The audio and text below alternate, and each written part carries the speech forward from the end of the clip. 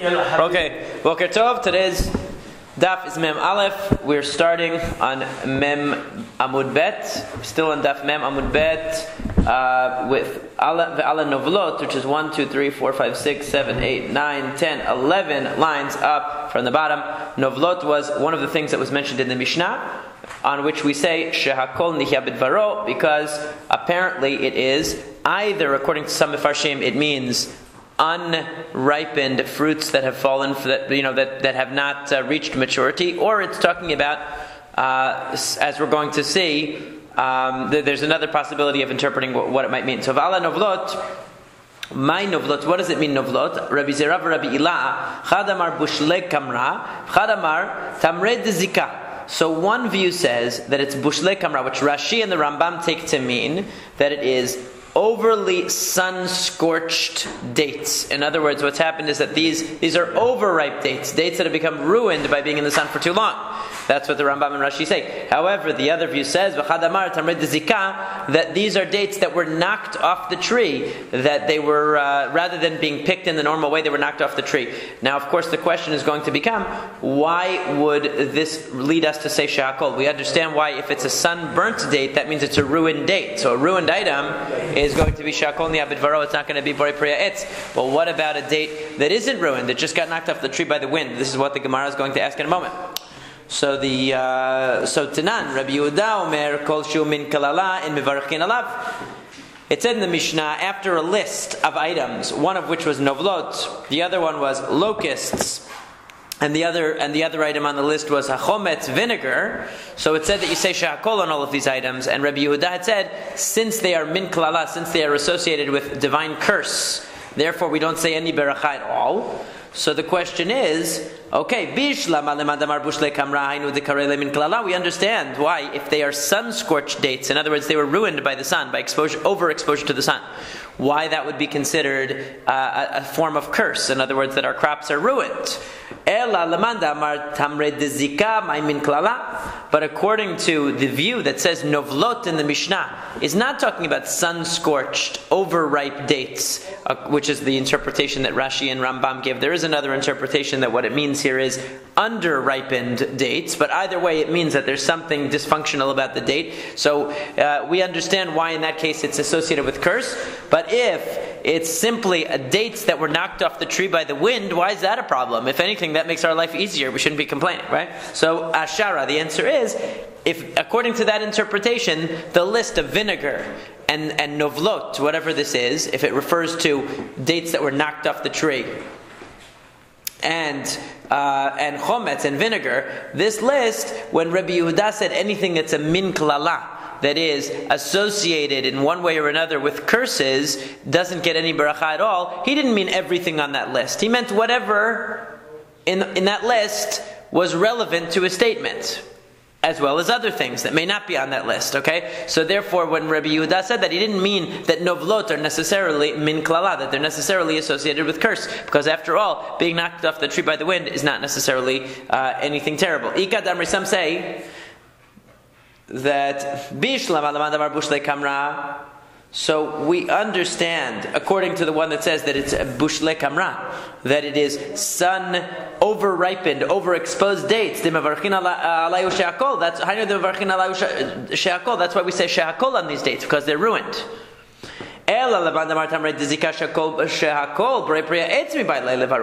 But according to the one who says that all these dates are dates that were knocked off the tree by the wind, why are we saying shehakol on them?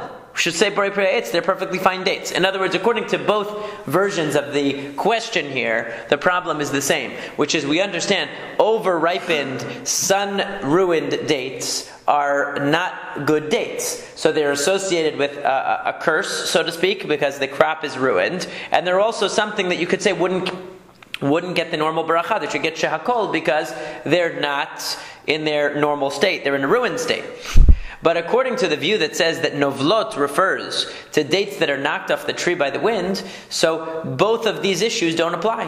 In other words, according to the first version, the fact is that the dates that are knocked off by the wind are not associated with a curse. And the second version says dates that are knocked off by the wind shouldn't be shehakol. They should be borei priya etz because they're perfectly fine insofar as dates are concerned. So saying that novlot in our Mishnah means dates that were knocked off the tree by the wind is untenable, really. Ella benovlot stama kol yam lo pleged debush lekamra.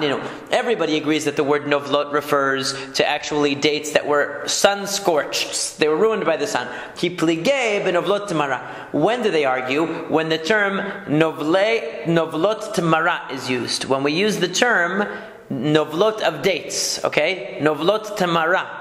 So what is the context of this? Because there's a halacha called demai. Demai means that they used to not trust the commoners to separate ma'aser properly. Because they said that, okay, when it comes to teruma that you give to the kohen, people were very careful because the penalty for eating produce from which teruma wasn't separated was viewed as very, very serious penalty. So people were really careful about that. But ma'aser, on the other hand, what went to the Levi, it didn't have the same kedusha. They weren't as careful about it, and therefore some of the less scrupulous people wouldn't separate it. So demai is something that you purchased from an ordinary person, and you don't know whether he really took ma'aser or not. So normally we say with demai you have to separate it again, just to be sure. So hakalin sheba demai, we have certain cases where we say that we're lenient about demai. Why are we lenient? Because these items are so cheap and such low quality that even an Amma Aretz, even a layperson, is not going to skimp by not separating ma'aser. But when it comes to valuable produce, he doesn't want to separate the maaser. It's not worth it to him. The penalty is not severe enough for not separating it. And the food is too valuable, so he doesn't want to give away more than he has to. But when it comes to these items, they're low-quality items, so therefore he has no issue parting with them, and he'll separate maaser, even though maybe he normally wouldn't. So we don't have to go back and double-check and separate maaser again. So here are the examples of these items. Hashitin varimin va'uzradin benot shuach uvnot shikma v'gufnin v'nitzpa v'novlot tmara. So this is the list. So now each one is going to be explained. So shitin amar Rabbi Bar Chana Rabbi Yochanan min te'enim. According to Rabbi Bar Chana, said that Rabbi Yochanan said that this is a type of fig that apparently was a low quality type of fig, or an incompletely formed fig. Rimin, what are rimin? Kandeh. This is kandeh, which I looked up, and apparently it's the jujube, which I'm not really sure what exactly that is, but some kind of fruit. Okay, ha'uzradin, these are tulshe, these are crab apples. Benot shuach, amar Rabbi Bar Chana, amar Rabbi Yochanan, te'enechi varata. This is white dates. Whatever they are, white figs rather. Whatever those are, I'm not sure, but apparently they are a lower quality type of fig that nobody cares too much about. So therefore, they weren't concerned about. We weren't concerned that an average person in Amma Aretz is going to try to save money by not separating maaser from them. Benot shikma, amar Rabbi Bar Chana, amar Rabbi Yochanan, duvle. This is talking about the fruits of the sycamore tree.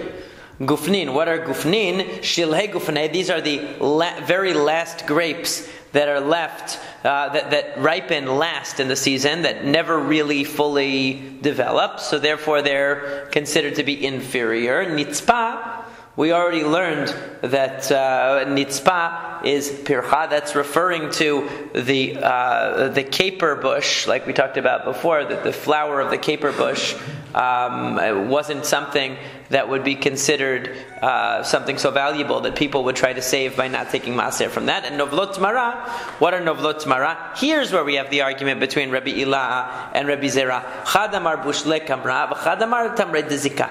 That one says it's talking about dates that were overripe because of the too much exposure to the sun, and one says that it's talking about dates that were knocked off the tree.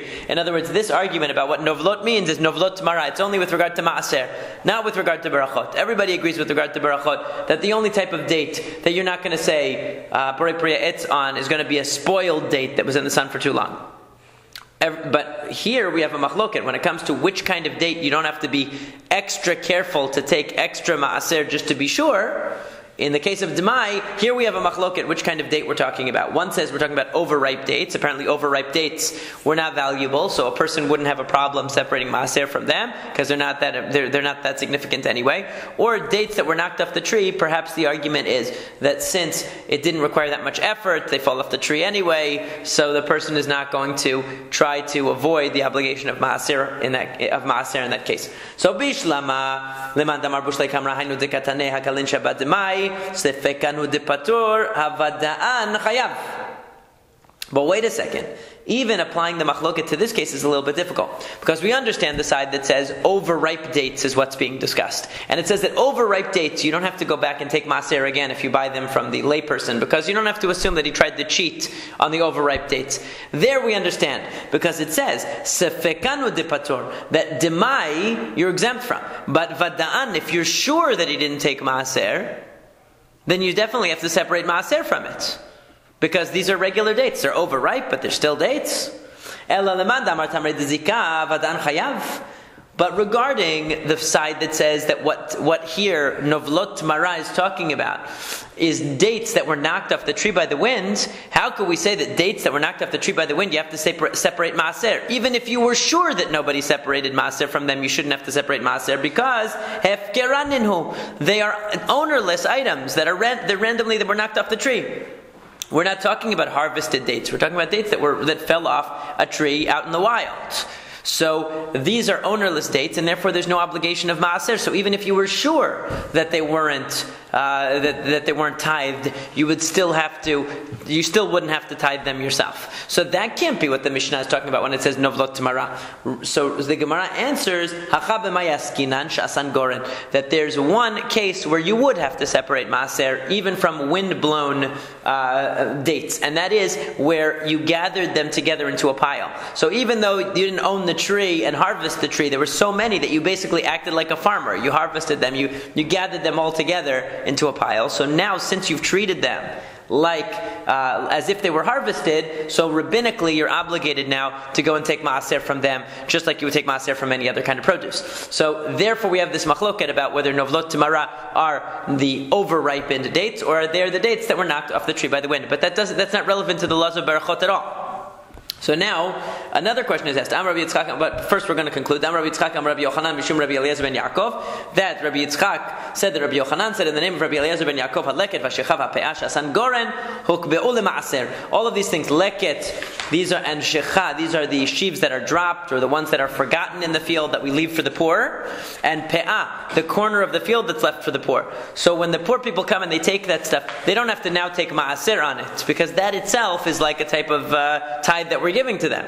We don't now say to the poor person who received, let's say they get a welfare check, we don't say, okay, now pay back tax from your welfare check. It doesn't make any sense. Okay, so if you're giving to the poor from these items, you don't now require that they pay maaser from them.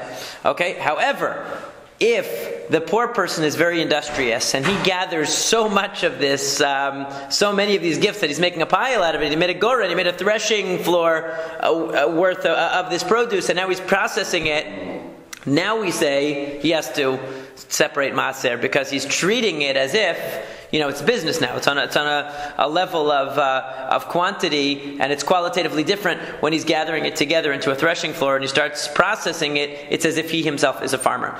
So that's why we have this distinction that if you were to find these wind-blown dates and you gather them into a pile, now they would be obligated in maaser. So ikad amre, some say as follows, and we turn to Mem Aleph Amud Aleph now. Bishlam alamad amar tamre dezika haynu de hachak karela novlot stama. So wait a second. According to the one who says that we're talking about dates that were knocked off by the wind, so now we can understand why in one place, in other words, here in the case of maaser, they are referred to as novlot timara. We call them here wind-blasted dates. And over there in the Mishnah where it's talking about overripe dates, it's just called novlot, because there are two different cases. One is with regard to berachot, and there the only exemption from saying borei priya etz on a date is going to be if it's ruined. And here when we're talking about maaser, they're called novlot timara. They're wind-blown dates that are blown off the tree by the wind. Okay, but however, but according to the one that says in both cases what we're talking about is overripened dates. In other words, everybody agrees in the Berachot case that we're talking about the overripe dates that were exposed to the sun for too long. So then why here in the Maaser case are they called Novlot Mara? Why are they called by a different name? Idi v'idi novlot mara. So nitni idi v'idi or novlot mara, or idi v'idi novlot stama. They should either both be called novlot mara or both be called just novlot. Kashya, we don't know the answer to that. Why did it use two different words? Because according to the view that we're talking about overripe dates in the case of Maaser, we're also talking about overripe dates in the case of Berachot. So it should be the same term. The one who says that we're talking about wind-blown dates in the case of Maaser doesn't have a problem, because he'll say that the Mishnah is very precise.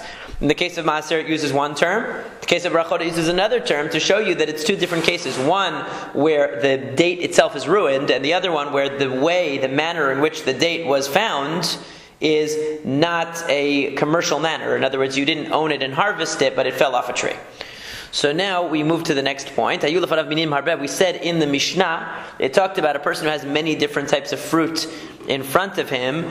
So according to the Chachamim, you pick whichever one you want and you say the bracha on that. According to Rabbi Yehuda, if it has one of the Shivat Aminim, one of the 7 species for which the land of Israel is praised, then you say the bracha on that one first. You give preference to it. Amar Ula said, Machloket b'shebirchotehen shavot.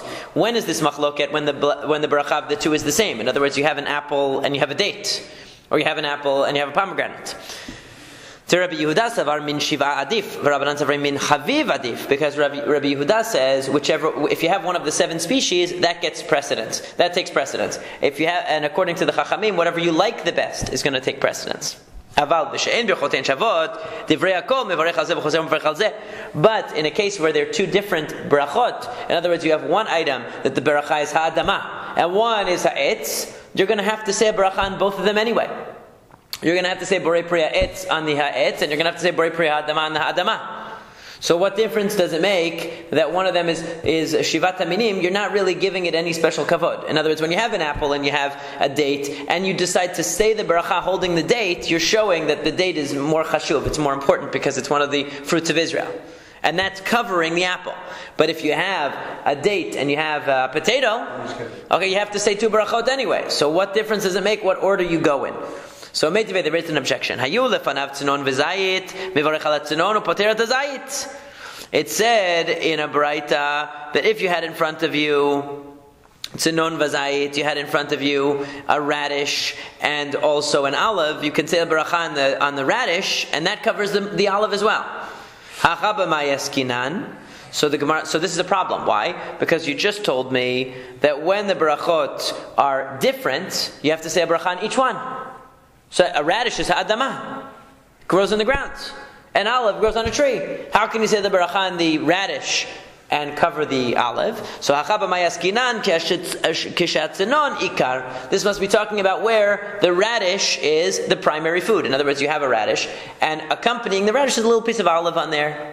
Okay, it's a condiment for the radish. So therefore, the radish is the main thing, and that's why you're saying ha'adama. But what about the end of that piece? It says Rabbi Yehuda Omer Mivarech al Hazayit she'Hazayit mimin shiva. That Rabbi Yehuda says that no, in that case where you have a radish and an olive, you say the bracha on the olive because the olive is one of the 7 species of Eretz Israel. So wait a second. I mean,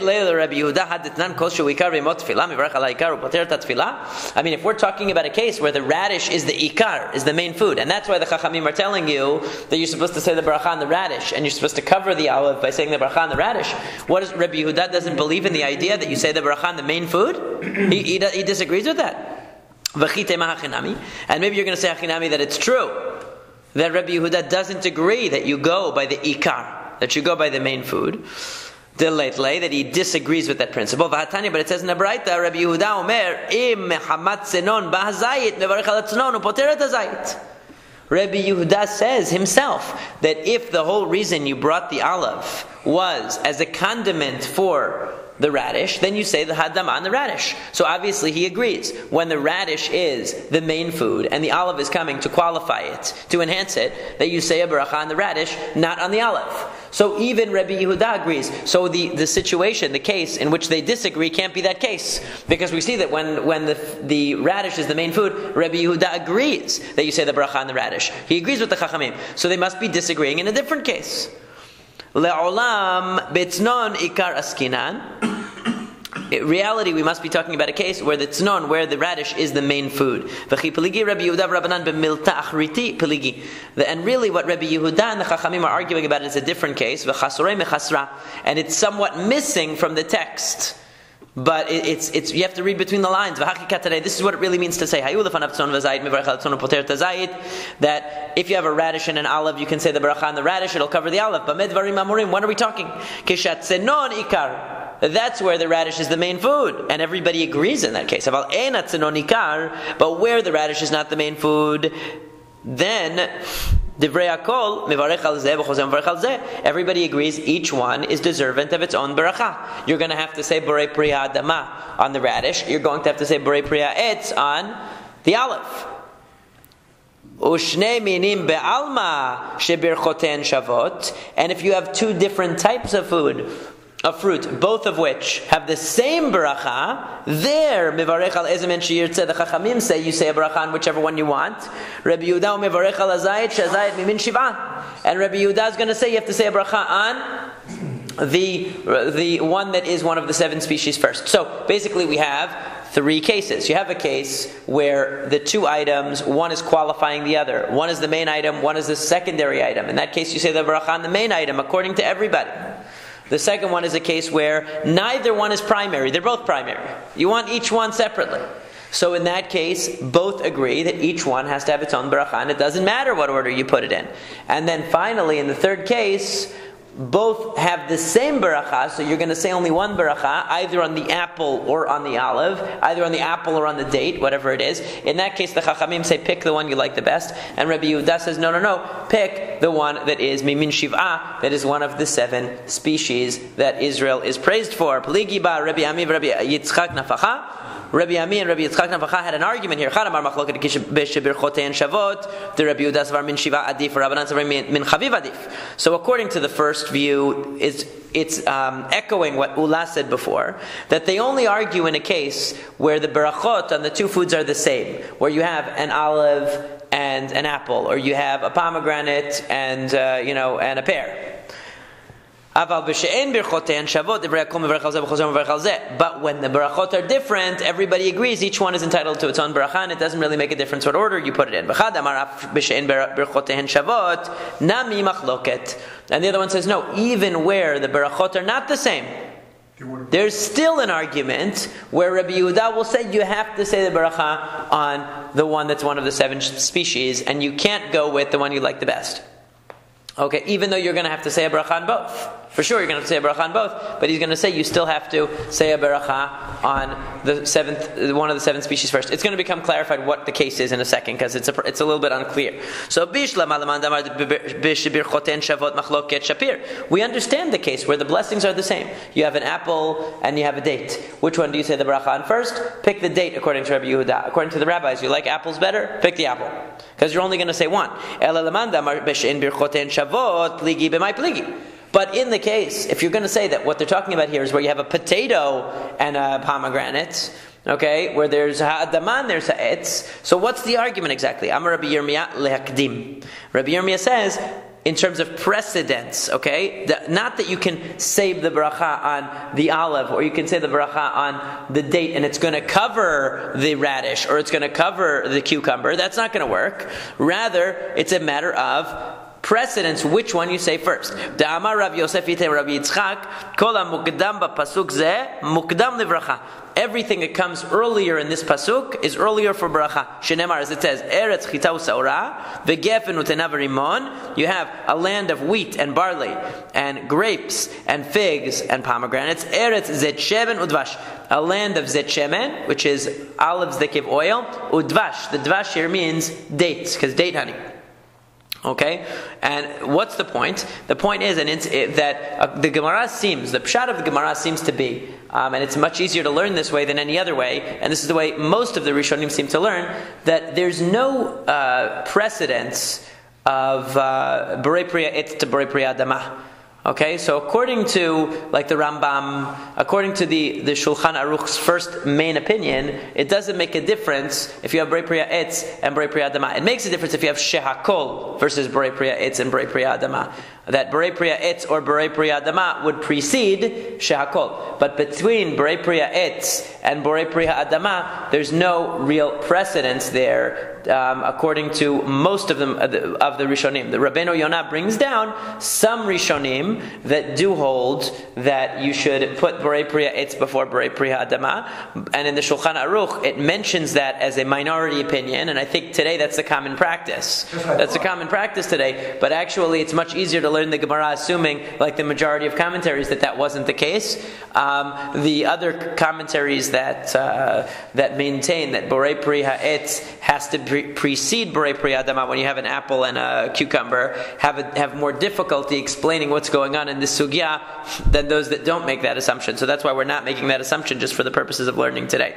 So only according to Rabbi Yehuda, in a case where so if you had an apple and a cucumber, according to Rabbi Yehuda, and again we're going with the majority of commentaries that say that that Borei Priya Etz and Borei Priya Adama are exactly equal, so he's going to say it doesn't make a difference. But if you have a date and a potato, so even according to the Chachamim there, apparently you can go with the potato. It doesn't matter that you have a date there. According to Rabbi Yehuda, you must go with the date, even though saying the blessing on the date is not going to cover the potato. You're still going to have to go and say Borei Priya Adama on the potato, but you should put the date first because it's one of the fruits of Eretz Yisrael. Upligad Rabbi Chanan.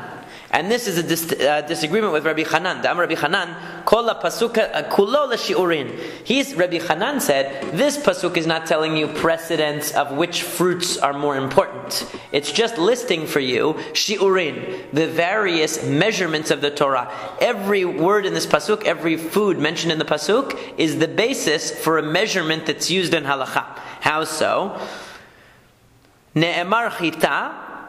Kol pasuk kulo l'shiurin nemar. The whole pasuk is stated for shiurin, for measurements. Chita, what's chita? What is wheat a measurement for? Ditnan, as we said, nichnas labayit hamenuga. If a person comes into a house that has tzara'at, we know if the house has tzara'at on the walls, person who walks into the house, he becomes tameh as well, and so do his clothing. So the person who comes in, v'chelav al ketefav, and he's wearing his clothing. V'sandalav v'taba'otav biyadav. His clothing is over his shoulder, and his shoes and his rings are in his hands. In other words, he's not wearing them. If his clothing is over his shoulder and he's holding his jewelry in his hands, so then who tameh miyad? I skipped it. Who vehen tameh in miyad? So he and they are immediately tameh. Why? Because they all entered the house. And he's not wearing his clothing. However, if he's wearing his clothing, and he's wearing his shoes, and he's wearing his rings on his fingers, so there it says that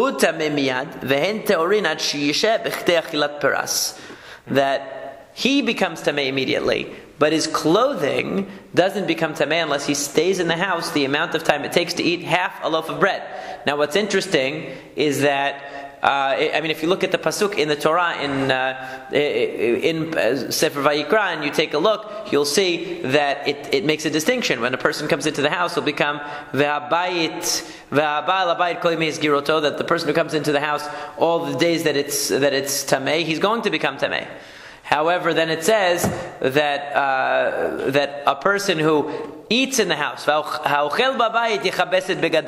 he has to wash his clothing, meaning his clothing becomes tameh. Somebody who lies down in the house that has tzara'at has to wash his clothing. In other words, there's a distinction made between the person himself who comes in, who becomes tameh immediately, and his clothing, that it says only if he eats in the house does his clothing become tameh. Only if he were to lay down in the house would his clothing become tameh. So we see that there's some kind of additional level of involvement in the house that's required for the clothing to become tameh. But that's only if the clothing is on him. So when the clothing is on him, he has to sit for the amount of time that he could eat half of a loaf of bread. What kind of bread are we talking about? Pat chitin. It has to be wheat bread, because it's easier to eat wheat bread than to eat barley bread, which is coarser. Velo pat seorin. Mesev ve'ochlan beliftan. reclining and eating them with a condiment, because it's hard to just eat straight bread. If you just try to eat bread with nothing on it, it's harder to go down. But you put some spread on it, it's a little bit easier to go down. So what it's saying is basically the fastest possible consumption of bread is the measurement.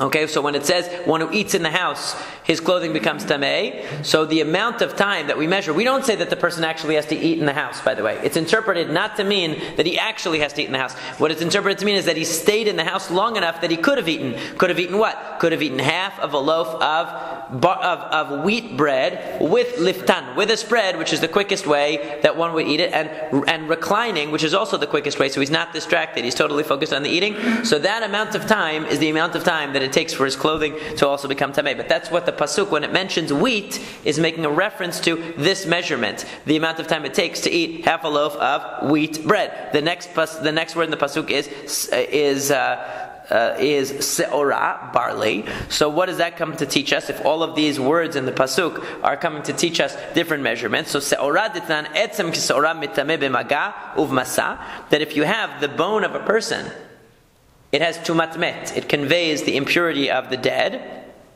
It's mitameh b'maga uvmasa. If you touch a bone the size of a barley corn, or you carry it, you become tameh. Ve'eno mitameh ba'oel, but it does not convey tum'ah ba'ohel, which means if a dead body is in under the same roof with you, you become tameh. But if a tiny piece of bone the size of a barley corn is in the same room with you, you're not going to become tameh from being in the same room. If you touch it, you will. That's the minimum amount that can actually convey tum'ah. So seorah in the pasuk is referring to the minimum amount of a bone that is required for the impurity of the dead, for tum'at met to be conveyed. Gefen, what is grapevine? What is the reference? What measurement is referenced there? Kidei revi'it yain lenazir, to teach you the amount of wine that a nazir is not allowed to drink. Okay, it's kashir revi'it yain. It's the amount of a revi'it of wine. And Rashi says, achal chartzanim v'zagim v'lulavin kashir revi'it yain. In other words, even the solid items that the nazir is not allowed to eat, because he's not allowed to eat grape seeds, he's not allowed to eat grape skin. Even that is measured by the liquid measure of a revi'it of yain, of a fourth of a log of wine. And we get that from the word gefen. So that's another halachic measurement that we derive from this pasuk. Te'ena. So te'ena, fig. So what does fig mean? Kigro geret lehotzat Shabbat. That we know that the minimum amount of food that one is culpable for transporting on Shabbat from a private domain to a public domain. One is not allowed to transport things on Shabbat. We today have a concept of an eruv that many people rely on for considering the outside also a private domain. But in the absence of that, or for those people who don't subscribe to the concept that the eruv works, so they would say that you cannot carry anything from inside the house to the public domain, you can't carry in the public domain, and you can't carry from the public domain into the private domain. What's the minimum amount that's considered a significant amount that's been transported from one place to another? Is the size of a fig's worth of food is considered substantial. Rimon, what is the pomegranate? What measurement is alluded to? What halachic principles alluded to in the word rimon, pomegranate? That says kol klei ba'alei batim shi'uran karimonim. That if you have a vessel that you want to purify, it's become tameh. One way you can purify it is by breaking it a hole the size that a pomegranate could be passed through it. Then it's considered broken, because it always says, if you have a klicheres yishaver, it says in the Torah, if you have a klicheres, an earthenware vessel that becomes tameh, there's no way to purify it with water or anything like that. The only way to fix it is yishaver, that you break it. Okay, and what's considered broken? So a little bit of a breaking, it doesn't count. So they said you have to break it to the level that really it's a significant break. Now, really, what Rashi explains here is that there are different levels depending on what the item is used for. But for the average person, for the balei batim, for the average person, a vessel is considered to be tahor once it has a hole in it that's the size of a pomegranate, that a pomegranate could pass through. Eretz zet shemen. So what do we get from that last phrase, or second to last phrase, Eretz zet shemen? It's a land of olives. Okay, so what does the olive represent? Amar Rabbi Yossi Rabbi Chanina. Rabbi Yossi Rabbi Chanina said, "Eretz shekol shiurei kezetim." It's a land that all of its measurements are kazayit, are kezetim, like olives. Kol shiurei sal kadatach. Do you really mean all of the measurements? Va'ikahanach de amaran. But we just gave a whole list of other measurements in halacha that are not an olive. We didn't say you need an olive size of bone to convey impurity. We didn't say that an olive size amount of food is enough to be considered culpable for carrying on Shabbat. How could you say that an olive is the only measurement we have? Ela eretz sherov shiurei kazetim. That most of the measurements, what do we always hear? A kazayit, right? The amount of matzah that you have to eat on Pesach is a kazayit. The amount of chametz that you're not allowed to eat is a kazayit. Kazayit is the standard measurement for most things in halacha. That's certainly true. And devash, what is the word devash coming to refer to? We know it refers to dates. So what halachic measurement is based on dates? That on Yom Kippur, unlike all other prohibitions of eating, that it's kazayit. It's always a kazayit, the amount of an olive. When it comes to Yom Kippur, it's actually the amount of a large date. That's the quantity that one is considered to have violated Yom Kippur if they eat. Why? Because when it comes to Yom Kippur, it's inui. It doesn't say you shall not eat on Yom Kippur, like it says you should not eat chametz. It says you should not. It says you should be suffering. You should have inui. You should have affliction. That's psychological. So even if you ate a kazayit of food, even if you ate an olive's worth of food, so you did an action which is recognized halachically as eating, but psychologically that's not enough to really give a person a sense of satisfaction. And since on Yom Kippur the mitzvah is inui, is affliction, which is a mental kind of state, we have a different measurement than we normally have for eating, and we go by the size of a large date. Okay. So now we see that we have two interpretations of the pasuk. One interpretation says that each fruit that's mentioned takes precedence over the subsequent ones. The earlier it's mentioned in the pasuk, the earlier its beracha should be. If you had all of the fruits of Eretz Yisrael out on the table, you would have to choose the one that comes first in the pasuk before anything else.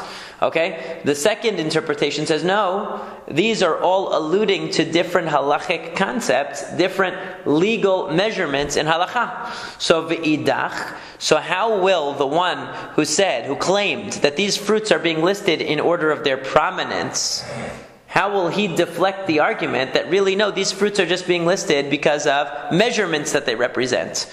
Answer, Hanei shi'urin behedya miketivei. Are you telling me that this pasuk is explicitly talking about measurements? No. Ela midirabanan. These are midirabanan, from the rabbis.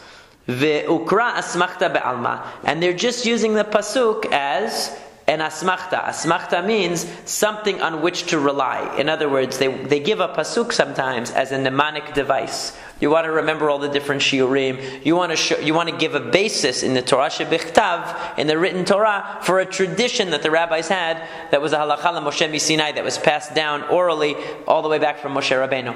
So it's not really talking about measurements in the pasuk, but it alludes to them. And the rabbis said we're going to take our tradition about what the measurements are, and we're going to, so to speak, link it to this pasuk and say that the pasuk alludes to these measurements. It might not have been authorial intent. In other words, the pasuk wasn't written in order to hint to those measurements. The rabbis had that tradition and found a pasuk that they could link their tradition to. So they took their tradition and linked it to the pasuk. So therefore, we still maintain that the first side is still going to maintain its position that these fruits are listed in order of prominence, and they tell you the order of berachot. So now we say Rav Chisda, Rav Hamnuna, havu yatvei b'su'udata. Once upon a time, Rav Chisda and Rav Hamnuna were sitting at a meal together. Aitu l'kaimayu timarei v'rimonei. Dates and pomegranates were brought before them. Okay, so all of you experts in Tanakh, which really should they eat first? Dates are the last one. Eretz shemen udvash. It's the very last one.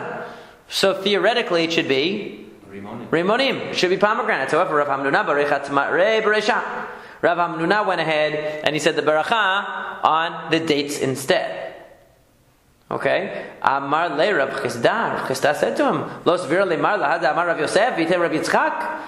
Don't you agree with what Rav Yosef said? And some say it was Rav Yitzchak. Kol mukdam b'pasuk zeh kodem livracha.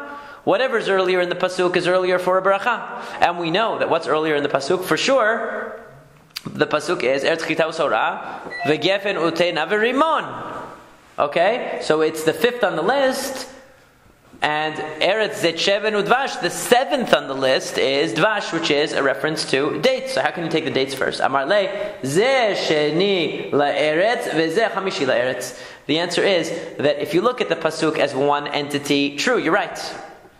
Because Rimon appears in the pasuk before Dvash, before dates appear. However, if you look at the word Eretz, it says Eretz Chita Usora, V'gefen uteina v'rimon. So the first time it mentions the word land, the word eretz, it lists 5 things. Rimon is the 5th. The second time it says eretz zetshemen udvash, it says a land of olives, and really it's a land of oil olives and honey, which means date honey. So there are 2 items mentioned. So actually dates are only 2 steps removed from the word eretz. So even though it's later in the pasuk, it's closer to the word eretz. So it takes precedence over the rimon. It takes precedence over the pomegranate. So yes, indeed, he agrees with it, but he has a different take on it. Amar le man yehivla nagre de parzela v'nashma'inach. If only we had legs of iron that we could serve you. In other words, if only we could be with you all the time learning these pearls of wisdom. If we had the fortitude, the ability to be with you all the time, we would learn all of these great chidushim, all of these novel ideas, and we would never leave you. Now, just in terms of the halacha practically, so the Rambam brings down that we follow the Chachamim. The Rambam holds like the Chachamim. And he basically says that if you have foods in front of you that are all of the same bracha, all borei priya etz, and one of them is your favorite. You love apples. Okay, even though there are dates there, even though there are olives there, you can say the bracha on the one that you like the most. That's following the Chachamim. However, he says, if you have, there's disagreement, but if you have no preference, you like all fruits, you're a fruitaholic, it doesn't matter to you, so then you should go with the one that's mishivat aminim. You should go with the one, so you should go with the dates. If it doesn't matter, you love all of them. But if you have a favorite that really to you it's the best, you should go with the one that's the best. However, the Rosh disagrees. The Rosh follows Rabbi Yehuda, as do some other Mefarshim, obviously, because you could see here that from the fact that they're having a later discussion among the Amoraim, like Rav Chisda is having a discussion with Rav Hamnuna about following this rule of precedence in the pasuk. So therefore, the Mefarshim say, it sounds like we're going like Rabbi Yehuda here, that we give precedence to one of the 7 species. Of course, the Rambam will just say, that was probably talking about because he didn't care. Since he didn't care, and they were both of the 7 species, that's why he did that. So there's an argument about what we follow, la halacha. The Shulchan Aruch brings down the other way, that basically we follow in principle, the rule that if there's one of the 7 species there, we apply this pasuk, and we go like this pasuk. And if there isn't one of the 7 species there, then we go by what's chaviv. But if you are in a situation where there are multiple fruits, none of which are one of the 7 species, then you should pick the one that's your most favorite to say the beracha.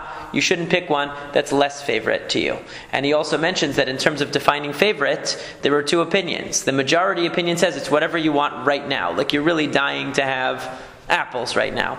Normally you're a big pear person, but right now you're dying to have apples, so you should go by that. The other opinion says that by chaviv it means what you normally like is assigned precedence in that case. So the Shulchan Aruch is telling us basically that anytime one of the 7 species is present, we should always give it preference according to the order of the pasuk, as we mentioned here. And when you're dealing with the order of the pasuk, that means that olives and dates actually are considered greater than the fruits mentioned in the first half of the pasuk that are further away from the word eretz, that are further away from the word land. And when you don't have any of those fruits, those special fruits, then you rely on what is favorite.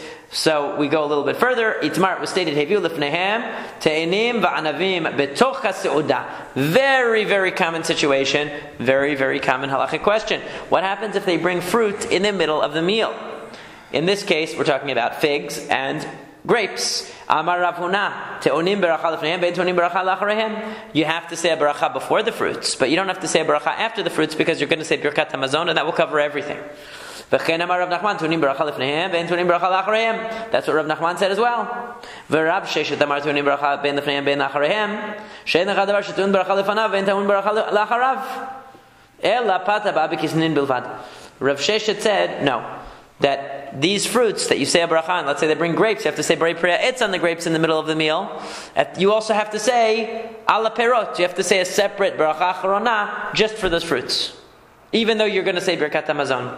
He says the only exception to the rule is when something mizonot is brought out, like a dessert.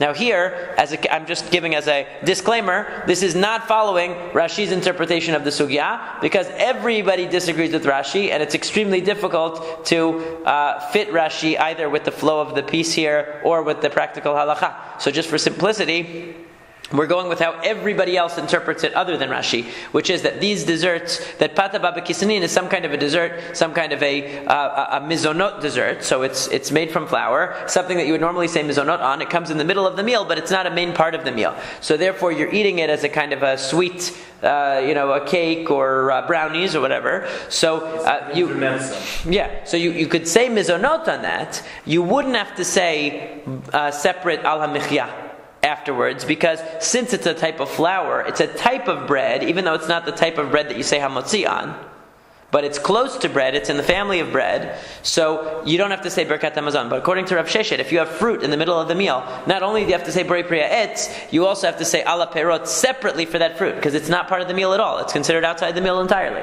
Upligad Rabbi Chia, this is a contradiction to Rabbi Chia. Ta'am Rabbi Chia, pat poteret kol minei ma'achal, ve'yayin poter kol minei mashkim. Because according to Rabbi Chia, bread covers all foods, even fruits. So if you said hamotzi and you bring in, later on you bring grapes, you bring dates, whatever you bring, it's covered by the hamotzi. And if you drink wine and then you have soda afterwards, we're talking about outside of the meal, let's say you just have wine, and then you go and you want to have some water, you want to have coffee, you want to have soda, it's covered by wine according to Rabbi Chia. But now we get to the practical halacha, which is Amar Rav Papa. Rav Papa says, Hilcheta, dvarim abayim mechamat seuda betoch seuda in te'unim beracha, lo lifnehem, v'lo la'acharehem. V'shelo mechamat seuda betoch seuda, te'unim beracha lifnehem, ve'en te'unim beracha la'acharehem. La'achara seuda, te'unim beracha ben lifnehem, ben la'acharehem. And this is indeed what the practical halacha is that's brought down, which is as follows. If something comes in the midst of the meal, and it's part of the meal, it's mechamat seuda, it comes as part of the meal because of the meal, then you don't say a beracha before it, and you don't say a beracha after it, which means, if you say hamotzi, anything that comes in the meal, meat, fish, salad, whatever comes in the middle of the meal is considered part of the meal. It doesn't get a separate beracha. It's all included in the meal. Something that comes in the middle of the meal, shelo mechamat seuda, that's not considered part of the meal. For example, desserts. For example, fruit that you serve after the main meal is done, for simplicity's sake. After the main meal is done, you take away the main meal and you bring a platter of fruit. You bring brownies, you bring cookies. Whatever you bring, that's called shelo mechamat seuda. It's not part of the seuda. It's not part of the meal, really. It's an addendum to the meal. So in that case, you say a beracha before. So you would say Borei Priya Etz on the fruits, let's say, and you would say mizonot actually on the cake and the cookies, which people don't realize that you're supposed to do that. However, you don't have to say a separate after beracha, because Birkat Hamazon is a catch-all. It will cover everything. And if you bring something after the meal, which according to the Shulchan Aruch and many of the Mefarshim, that doesn't mean after Birkat Hamazon, because then it goes without saying you have to say Berachot.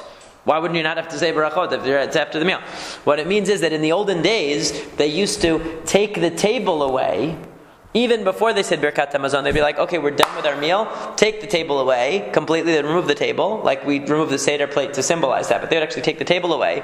And then sometimes they would bring them like another treat before they had Birkat Hamazon. That was considered totally separate, to the point that they would even say a bracha before and after, even though they haven't said Birkat Hamazon on their meal yet. We don't have that today because we're always at the same table. Like the Viennese table that people have at weddings. That's a very good example.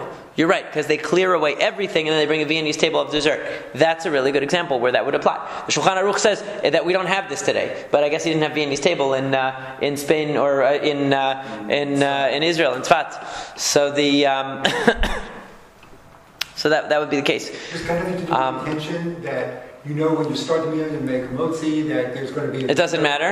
Now the only example that the Shulchan Aruch brings, which is important, is let's say your meal is fruit salad. You're having bread with fruit salad. Okay, so there you have an issue. Because how could you say the fruit is not coming mechamata seudah? It's not coming because of the meal. It is the meal. You're serving it as part of the meal. Okay, so in that case, you wouldn't. Logic would dictate that you would not say Berei Priya it's on the fruit because the fruit is the meal. The fruit salad is the meal. So you're saying hamotzi, and then you're going to say Birkat Hamazon at the end, and the fruit is part of it. However, the Shulchan Aruch does say that just since there are some people who say that by definition fruit is not part of the meal, because it's not usually eaten on bread, like, let's say, a meat sandwich. You never say, hey, would you like a strawberry sandwich? Would you like although you do have strawberry jam today. You have strawberry jam today. But people don't usually serve fruits as on a sandwich. It's not as common. So he says that the best thing to do is, if you're going to have like a fruit salad or you're going to serve fruit as part of the meal, is to eat some of it with the bread. So that way you're directly showing that really it's considered